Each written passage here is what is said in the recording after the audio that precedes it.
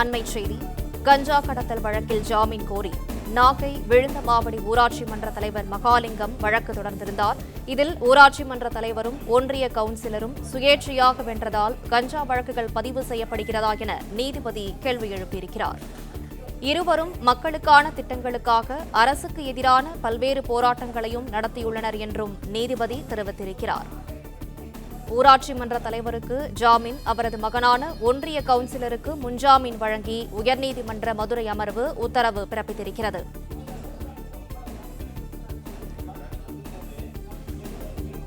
கஞ்சா கடத்தல் வழக்கில் ஜாமீன் கோரி நாகை விழுந்தமாவடி ஊராட்சி மன்ற தலைவர் மகாலிங்கம் வழக்கு தொடர்ந்திருந்தார். ஊராட்சி மன்ற தலைவரும் ஒன்றிய கவுன்சிலரும் சுயேட்சையாக வென்றதால் கஞ்சா வழக்குகள் பதிவு செய்யப்படுகிறதா என்று நீதிபதி கேள்வி எழுப்பியிருக்கிறார். கூடுதல் விவரங்களை செய்தியாளர் சந்திரன் வழங்கிட கேட்கலாம். சந்திரன், வணக்கம். மேலும் விவரங்களை சொல்லுங்க. வணக்கம். கஞ்சா கடத்தல் வழக்கில் ஜாமீன் ஊராட்சி மன்ற தலைவர் மகன் தொடர்ந்த வழக்கில் கைது செய்யப்பட்ட ஊராட்சி மன்ற தலைவருக்கு ஜாமீனும் அவர் மகன் ஒன்றிய கவுன்சிலருக்கு முன்ஜாமீன் வழங்கி இந்த மதுரை அமர்வு உத்தரவிட்டுள்ளது. ஊராட்சி மன்ற தலைவர் ஒன்றிய கவுன்சிலர் சுயேட்சையாக போட்டியிட்டு வெற்றி பெற்றதால் இதுபோன்ற வழக்குகள் பதிவு செய்யப்படாத நீதிபதி கேள்வி எழுப்பியுள்ளார். நாகப்பட்டினம் மாவட்டம் விழுந்தமாவடியை சேர்ந்த மகாலிங்கம் மற்றும் அலெக்ஸ் மதுரை அமர்வில் ஜாமீன் மற்றும் முன்ஜாமீன் கோரி மனு தாக்கல் செய்திருந்தனர். அதில் கடந்த 12ஆம் தேதி பிசிஆர் பொதுப்பாளன் அருகில் கஞ்சா வைத்து விற்பனை கீழே போலீசார் வழக்கு பதிவு செய்துள்ளனர். மேலும் இந்த வழக்கில் எனது அப்பாவை முதல் குற்றவாளியாகவும் என்னை 2வது குற்றவாளியை பொய்யாக சேர்த்துள்ளனர்.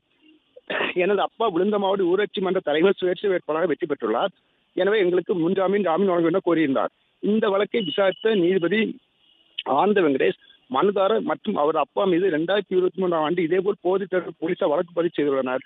ஆனால் இதுவரை அந்த வழக்கில் அவர்கள் குற்றப்பத்திரிகை தாக்கல் செய்யவில்லை.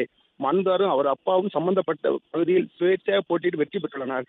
தொடர்ந்து அப்பகுதியில் மக்களுக்கான திட்டங்களுக்காக அரசுக்கு எதிராக பல்வேறு போராட்டங்கள் நடத்துள்ளது. இந்த வழக்கில் இந்த தந்தை மகன் இருவரும் மீதும் ஏற்கனவே பல வழக்குகள் பதிவு செய்யப்பட்டுள்ளது. சுயேட்சை வேட்பாளர் இருப்பதால் இதுபோன்ற வழக்குகள் பதிவு செய்யப்பட்டதா என கேள்வி எழுப்பி முன்ஜாமீன் மற்றும் ஜாமீன் வழங்கி உத்தரவிட்டுள்ளனர்.